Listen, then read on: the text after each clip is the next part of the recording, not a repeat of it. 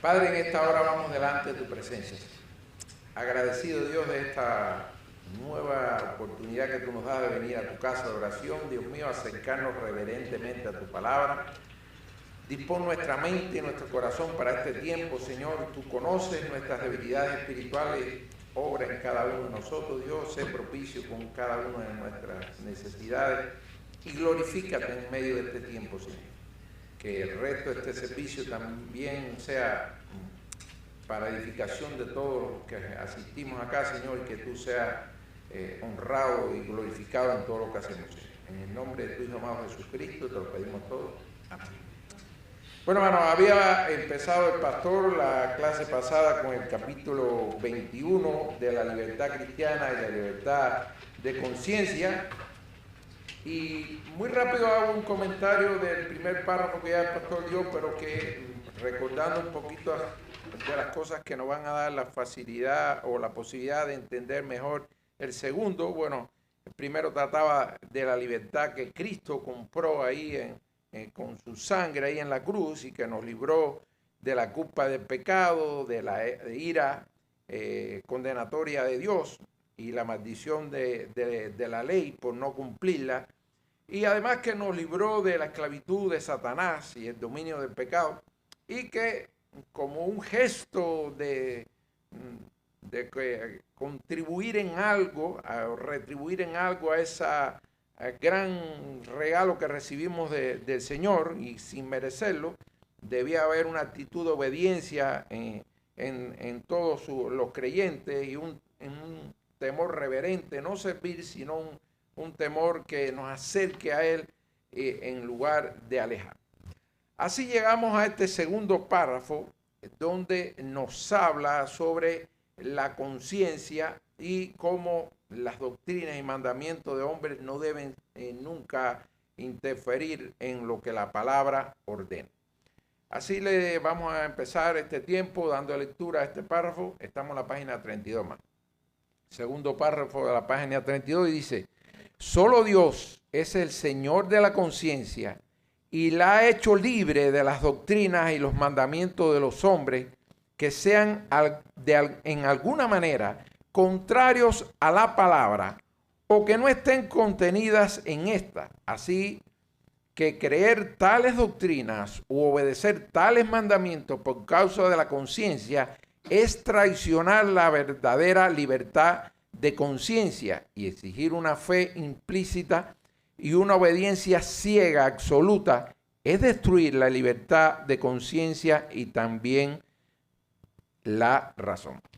Acá vemos cómo este párrafo, hermano, se adentra ya en el tema de la conciencia y cómo es el Señor, el dueño, el que tiene toda autoridad sobre la conciencia. Vamos a ver, el párrafo, en pocas palabras, visto desde otra perspectiva, nos dice esto: solo Dios gobierna la conciencia del creyente y ningún hombre, iglesia, autoridad tiene derecho a imponer doctrinas o mandamientos humanos como si fueran obligatorias delante de Dios, especialmente en asuntos donde la Escritura no manda. Hay que ser cuidadoso, hermano, cuando usted va a ejercer algún tipo de regla o influencia sobre una congregación o sobre algún hermano específico, si no está respaldado la palabra. Lo que nos está diciendo esta párrafo es que tenemos que ser extremadamente cuidadoso. Lo que no esté respaldado por la Biblia,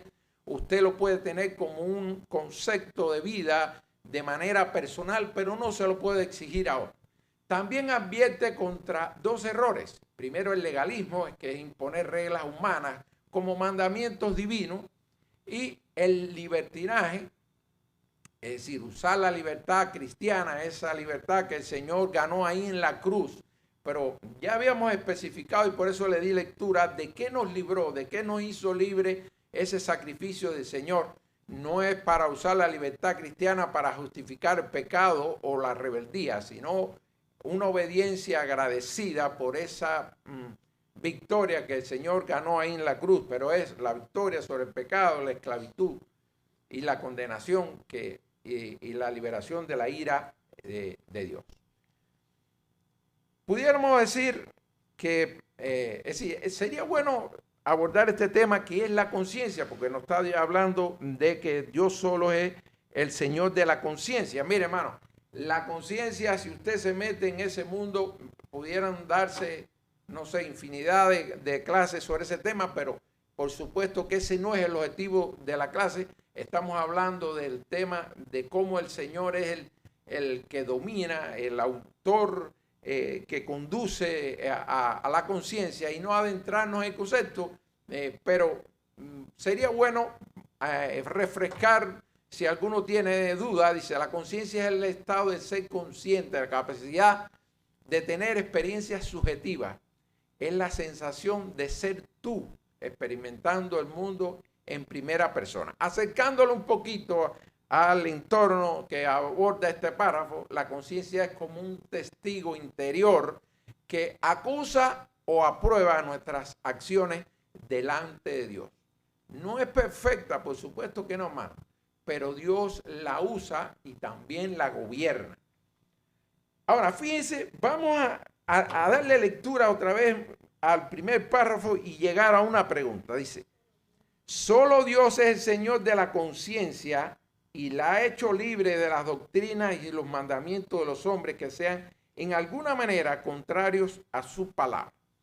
Cuando usted lee estos tres primeros renglones, pudiéramos decir, aquí la confesión de fe se está refiriendo a los cristianos, porque los que inconversos no tienen en cuenta para nada ni los planteamientos de la Biblia, ni nada lo que tiene que ver. Entonces la pregunta que pudiéramos hacernos es la siguiente. ¿Dios es Señor de la conciencia solo de los cristianos o también de los inconversos? Dice, Dios es soberano sobre toda la creación. Por tanto, no es solo Señor de la conciencia de los cristianos, esto incluye a todos los seres humanos, aunque tiene una aplicación especial para los creyentes. Por supuesto que los creyentes tenemos que estar observando estas cosas que nos hace referencia en la confesión de fe, porque nos ayuda a nosotros a adaptar nuestro pensamiento a lo que la palabra nos ordena. La conciencia pertenece al ser humano como parte de haber sido creado a imagen de Dios. La Biblia enseña que incluso los no creyentes tienen conciencia. Mire lo que nos dice Pablo en la carta a los Romanos, capítulo 2, versículos 14 y 15.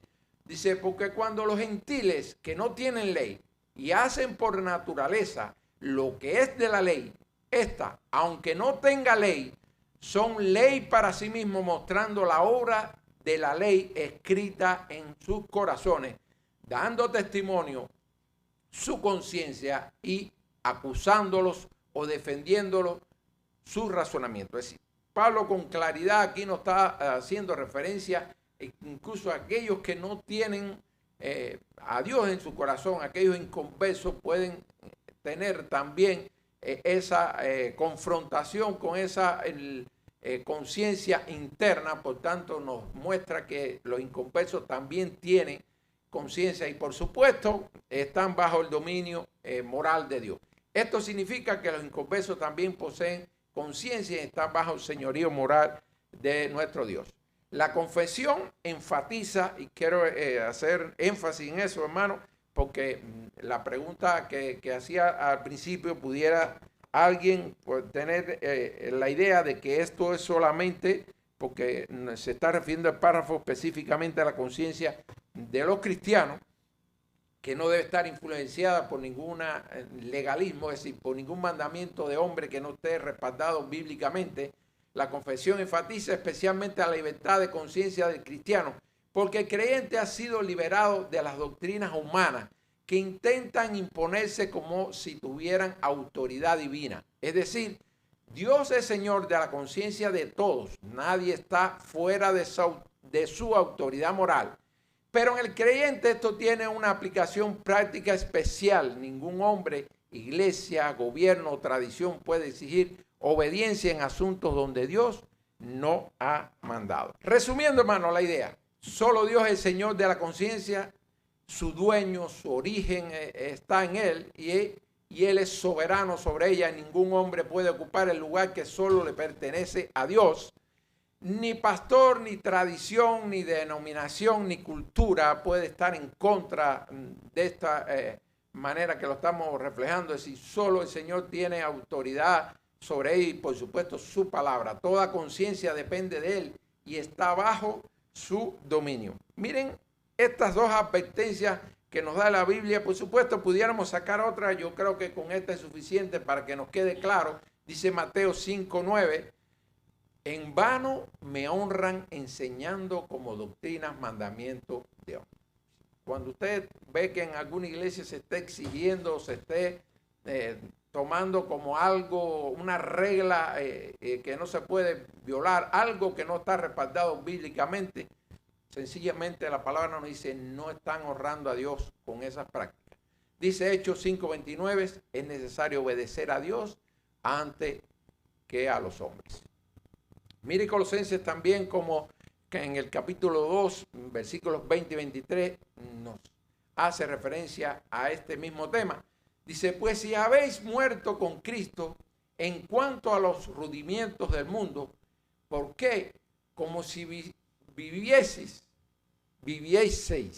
en el mundo, os sometéis a preceptos tales como no maneje, ni gustes, ni aun toques en conformidad o mandamientos y doctrinas de hombres. Cosas todas se destruyen con el uso.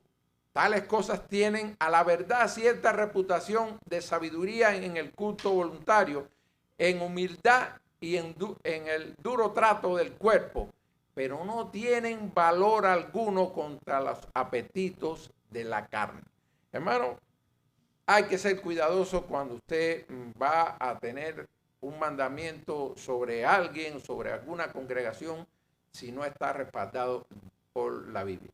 La conciencia debe ser educada por la palabra. Hermano, siempre lo hemos dicho que la Biblia es un manual de vida y así como nos sirve para guiarnos rectamente delante de la presencia de Dios, en el caso de la conciencia también es una manera de educarla, de ponerla en el camino correcto. Dice, la conciencia humana, aunque es un regalo de Dios, no es infalible. Puede estar contaminada, endurecida o confundida por el pecado. Recuerden que nosotros tenemos siempre un remanente de pecado en nuestra vida y que muchas veces puede ser piedra de tropiezo para nuestra vida espiritual. Por tanto, hay que ser siempre cuidadosos en alimentarnos de la fuente correcta, y no hay ninguna mejor que la Biblia para nosotros educar a nuestra conciencia conforme a los mandamientos del Señor. Por eso la conciencia no debe ser la autoridad final, debe ser formada y corregida por la palabra de Dios. Usted puede pensar en cualquier asunto de alguna manera, creer que es de manera correcta lo que usted está haciendo o la decisión que está tomando. Ahora, si usted quiere estar seguro que está obrando conforme a los mandamientos del Señor, confronte su pensamiento, su decisión con lo que nos dice la Biblia, y entonces correrá menos riesgo de equivocarse cuando usted lo hace de manera correcta, confrontándolo con los mandamientos que el Señor nos ha dejado en su palabra. Una persona puede sentirse tranquila haciendo algo incorrecto o culpable por algo que Dios no prohíbe. Es decir, ¿cuándo puede pasar eso? Cuando usted no confronta su vida con la Biblia, cuando usted empieza a guiarse por mandamientos de hombres sin ponerlo, confrontándolo con lo que dice la palabra, puede correr el riesgo de estar haciendo algo que usted considera que es correcto y estar equivocado, o sencillamente sentirse culpable porque usted está haciendo algo mal, cuando realmente la Biblia no manda nada sobre eso. La conciencia es como un juez interior, pero necesita ser instruida por la palabra de Dios. Para juzgar correctamente, una conciencia sincera no siempre es una conciencia correcta. Solo cuando está respaldada bíblicamente es que usted puede tener confianza que está haciendo de la manera correcta lo que está haciendo. El ser humano no es el verdadero propietario de su propia mente o conciencia, solo la recibe como un don y, por supuesto, Después cuando usted la cultiva con la palabra es que nosotros podemos estar seguros que tenemos una conciencia conforme a lo que el Señor quiere en sus hijos. Por tanto, no puede controlarla plenamente ni ser su Señor último. Miren lo que nos dice Santiago 4:12, uno solo es el dador de la ley que puede salvar y perder, pero tú, ¿quién eres para que juzgues a otro? Qué bueno que tengamos eso presente, porque a veces somos esos jueces implacables que queremos ser más justos que Dios o ser más exigentes y más santos que nadie. Entonces sería bueno siempre tener estas cosas para hacer las cosas justo a la medida y conforme a los mandamientos del Señor. Dios tiene control absoluto, por supuesto, hermano. Dios conoce y gobierna lo más profundo de nuestra mente, pensamientos, intenciones y experiencias. Incluso fíjense como la palabra nos dice que antes que la palabra esté en nuestra boca, ya Él conoce nuestros pensamientos, hasta el último cabello los tiene contados. Por tanto, lo más mínimo y lo más profundo en nuestro interior el Señor lo conoce. El escáner del Señor no deja ninguna zona oculta, no hay zona ciega para el escáner del Señor. Por tanto, Dios gobierna y conoce todo, lo más profundo de nuestra mente, pensamientos, intenciones y experiencias internas, algo que el ser humano no puede hacer completamente. Usted puede tener una idea, incluso hasta de nuestra familia más cercana, de nuestras parejas, de cómo piensa, de cómo actúa, pero hermano, siempre es una visión parcial del pensamiento, de la manera. En lo más profundo solamente el Señor puede tener esa precisión de conocimiento pleno de nuestra conciencia, de nuestros pensamientos. Es decir, todo ese conocimiento profundo solo lo puede tener el Señor. La conciencia no es un producto casual de la materia o del cerebro. Hay teorías por ahí locas que tratan de dar otra explicación. Incluso los psicólogos tienen teorías que usted las lee y las confronta con la visión cristiana y usted le parece de locura, pero sino que tiene un fundamento divino. La conciencia no es un producto casual,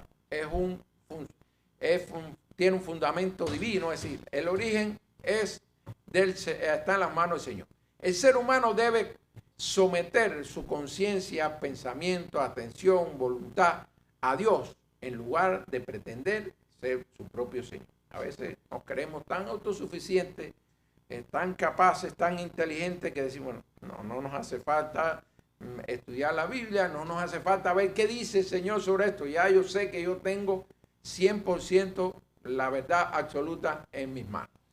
¿Cómo identificar un mandamiento legalista? Porque acá el párrafo nos está diciendo que solo es el Señor que ha hecho libre, que nos ha hecho libre de esas doctrinas y mandamientos de los hombres. Por tanto, sería bueno saber cómo identificar cuando hay algo que nos están exigiendo o hay algo que yo quiero cumplir, alguna regla. Lo primero que debíamos preguntarnos, es decir, una buena pregunta es, ¿lo manda claramente la Biblia o es una preferencia humana lo que estoy tratando de hacer o lo que me están exigiendo que haga? Si se añaden reglas donde Dios no ha mandado, convierte opiniones, tradiciones o preferencias personales en obligaciones espirituales. Si ata la conciencia más allá de lo que nos dice las Escrituras, exigiendo obediencia como si fuera pecado, desobedecer, eso que nos están pidiendo que tenemos que obedecer sí o sí, algo que Dios no ha prohibido ni ha ordenado, esa es otra señal que nos puede dar una idea que es un mandamiento legalista no respaldado bíblicamente. Cuando da más peso a las reglas externas que al corazón, también es una otra señal que nos puede dar una idea que estamos ante un mandamiento legalista no respaldado bíblicamente, enfatizando apariencias, costumbres, rituales por encima de la fe, la obediencia y la transformación interior. También cuando produce culpa o juicio indebido, hace sentir espiritualmente inferior a quien no sigue normas humanas, normalmente formando el juicio entre creyentes. Pudiéramos poner un ejemplo, diga, oiga, todo el mundo tiene que venir con mangas largas y el último botón abrochado hasta nadie puede venir en otra ropa que no se hace, y a las mujeres con vestido largo que lleguen hasta el tobillo. Hermano, la Biblia tiene mandamientos sobre cómo debemos tener presente la modestia, el decoro, el pudor, pero cuando usted empieza a exigir más allá de lo que dice la Biblia, usted está creando una conciencia de que si no lo hago, soy menos espiritual, y el que lo hace es más espiritual que yo que no lo hago. Eso, hermano, hay que ser extremadamente cuidadoso cuando se va a poner en práctica cualquier cosa que tenga que ver con estos temas. Ejemplo de algunos mandamientos de hombres no respaldados bíblicamente. Prohibir alimentos o bebidas como requisito de santidad cuando la Biblia no lo prohíbe. Un cristiano, por ejemplo, no puede beber café porque eso crea una dependencia. Así pudiéramos haber de otras cosas. En algunos lugares todavía se prohíbe, por ejemplo, comer algunos tipos de comida. Imponer códigos de vestimentos específicos como señal obligatoria de espiritualidad, más allá del principio bíblico de modestia, pudor y decoro. Es decir, más allá de eso, cuando usted empieza a ver que es una regla estricta, ahí estamos casi seguros que estamos en presencia de algún mandamiento que no está respaldado bíblicamente. Prohibir ciertos estilos de música o instrumentos diciendo que son pecados si se hace sin base explícitamente bíblica. Exigir ciertos días especiales o ayunos obligatorios como condición para agradar más a Dios. Prohibir ver televisión, deporte o recreación, tratándolos como pecado universal sin respaldo bíblico. Establecer reglas humanas sobre apariencia externa, el cabello, la barba, las joyas, colores de ropa, como medida de santidad. Si usted se viste rojo, que es un poco escandaloso, bueno, usted realmente no está siendo santo. Pudiera ser un ejemplo descabellado eso que pudieran ponerse en práctica. Imponer normas personales restrictivas sobre celebraciones de cumpleaños y fechas señaladas. El otro día en la casa culto el hermano Isaí nos comentaba, un compañero de trabajo que tiene testigos de Jehová, y bueno, nos comentaba algunas de esas cosas que realmente no tienen respaldo bíblico. Y esta es una, hermano, de que los testigos de Jehová prohíben, por ejemplo, celebrar los cumpleaños y otros tipos de fechas señaladas, incluso a manera personal. No estoy hablando dentro de la congregación. Es decir, de manera personal se le tienen restricciones sobre esos temas personales ya fuera de la congregación, es decir, de manera personal, en la familia. También está imponer reglas no bíblicas sobre el noviazgo relacionadas con las reglas de supervisión, edades para poder tener novio, origen de la pareja, es decir, etcétera. Los testigos de Jehová en eso son sumamente rigurosos.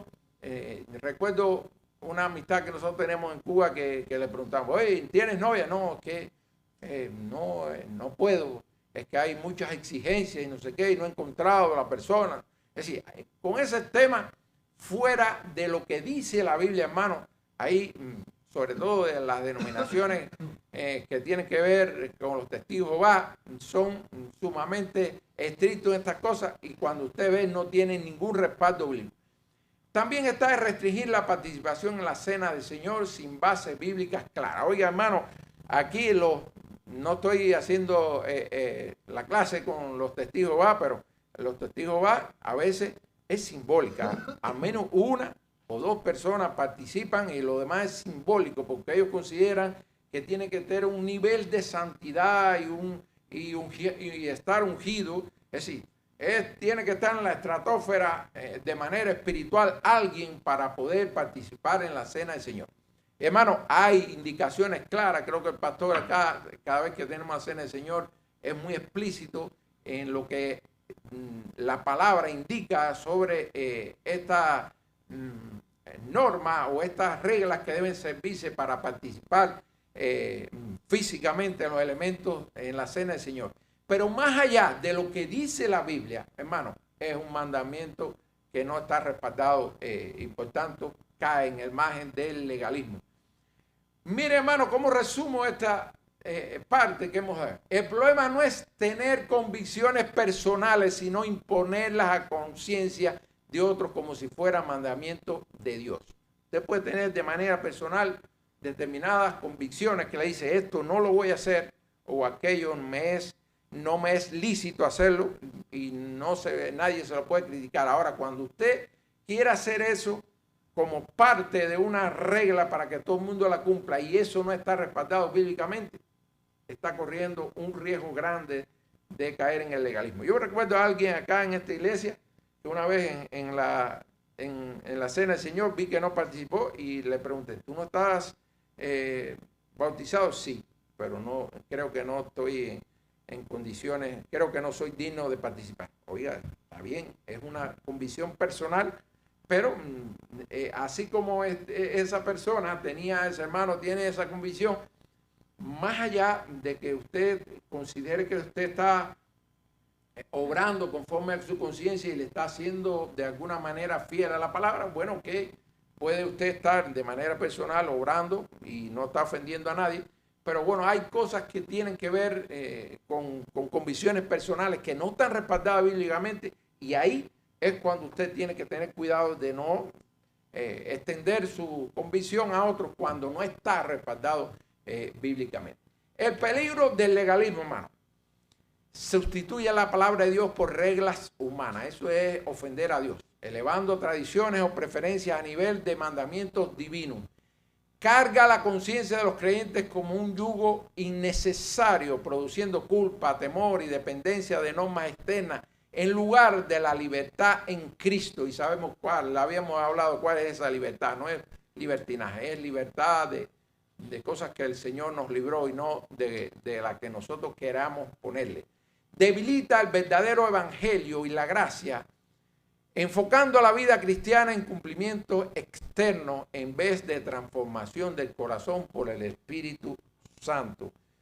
También distorsiona la formación de los nuevos creyentes, sobre todo aquellos que no tienen conocimiento de la palabra, los recién convertidos que quizás no tienen un conocimiento pleno de la palabra, puede formar en ellos un criterio distorsionado de lo que es la disciplina cristiana, porque instruye a los recién convertidos en reglas humanas en lugar de fundamentos bíblicos, afectando su crecimiento santo en la fe. Disculpe, hermano, afectando su crecimiento sano en la fe. Puede producir rechazo o tropiezo en los nuevos creyentes cuando alguien vea que le están poniendo tantas reglas y que puede ser para él de manera muy seria el cambio que él tiene que hacer en su vida. Y aunque sabemos que cuando usted viene a los pies de Cristo tiene que dejar atrás su vida pasada, si a eso usted le incorpora otras normas que no están respaldadas bíblicamente, para algunos puede ser una carga muy pesada y puede llegar el momento de decir, no, aquí no vengo más porque aquí me están pidiendo cosas que no estoy de acuerdo de dejar atrás. Por tanto, usted tiene que dejar atrás el viejo hombre o la vieja mujer, sí, pero no le incorpore a lo que la Biblia enseña que debe ser la transformación, la santificación de un cristiano, a lo que no está mandado bíblicamente. El confundir el legalismo con el evangelio, haciendo que algunos se desalienten o incluso abandonen la fe por una carga que Cristo no puso. El peligro de usar mal la libertad, porque sabemos, Dios nos hizo, el Señor Jesucristo nos hizo libres, pero no es para pecar, no es para hacer lo que nosotros querramos. La libertad cristiana no es hacer lo que quiero, no significa soy libre, puedo vivir como quiera. No es licencia para pecar con el pretexto de que estamos bajo la gracia. El Señor es tan inmensamente misericordioso que como soy sus hijos y Él me ama, puedo hacer lo que yo quiero. Tampoco diciendo que abogado tengo para que me defienda. Y otros textos que pudieran parecer que podemos pecar libremente. Si cuando interpretamos las escrituras de esa manera, hermano, estamos pecando abiertamente y ofendiendo a nuestro Señor. Gálatas 5:13 dice, no uséis la libertad como ocasión para la carne. Cuando nosotros empezamos a acercarnos a darnos libertad de hacer cosas que no agradan a Dios, estamos corriendo el riesgo de caer en serios pecados y por supuesto recibir la justicia de Dios sobre nuestras vidas. ¿Cómo usar correctamente la libertad cristiana? Viviendo bajo la palabra de Dios. La libertad cristiana no es hacer lo que quiero, sino vivir dentro de lo que Dios ha revelado en su voluntad, en su palabra. Sin usarla como excusa para el pecado, la libertad no nos autoriza a la desobediencia ni la vida carnal, sino que nos llama a la santidad. Sirviendo con amor también es una manera correcta de hacerlo, sirviendo con amor a los demás. No se usa la libertad para tropiezos de otros, sino para edificar y buscar bien del prójimo. Y la más importante, hermano, para glorificar a Dios, es el fin de la libertad cristiana, es honrar a Cristo en todo, no la autosatisfacción. Aplicación, hermano, que siempre es es la esencia de lo que vemos. Para el creyente legalista, no ponga yugo donde Cristo no lo puso. Así que sea cuidadoso, hermano, cuando usted va a exigir algo que no esté respaldado bíblicamente. Para los creyentes descuidados, aquellos que no nos tomamos el tiempo de confrontar nuestras decisiones, nuestros pensamientos con la palabra, no use la libertad para justificar desobediencia. Para toda la iglesia, Cristo es el Señor de la iglesia y también Señor de nuestra conciencia. Eduque su conciencia con la palabra, fórmela, fortalézcala con la palabra, que ahí está el manual de vida perfecto para usted conducirse correctamente delante de Dios, pero sobre todo tener una conciencia conforme a los mandamientos del Señor.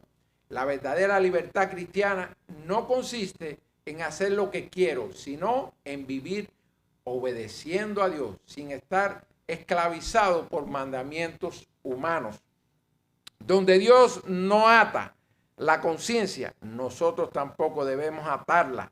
Dios nos liberó del pecado, de la condenación, de las tradiciones humanas, pero no de obedecerle. Repito, hermano, nos liberó de una pila de cosas, del pecado, de la condenación, de la esclavitud del pecado, de la ira de Dios, pero no nos liberó para que nosotros lo desobedezcamos. Es decir, en eso siempre vamos a tener esa soberanía del Señor sobre nosotros.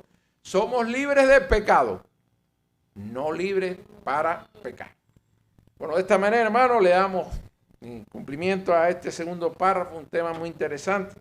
Les pido que terminemos el tiempo con una oración. Padre, gracias por este tiempo que tú nos has permitido acá estudiar esta confesión de fe, Señor, que nos acerca a esas verdades implícitas en tu palabra. Ayúdanos siempre a confrontar nuestras decisiones, nuestros pensamientos, nuestra conciencia a tus mandamientos, Señor. Que siempre tu palabra sea la guía perfecta que nosotros busquemos para actuar en nuestro diario quehacer, Señor.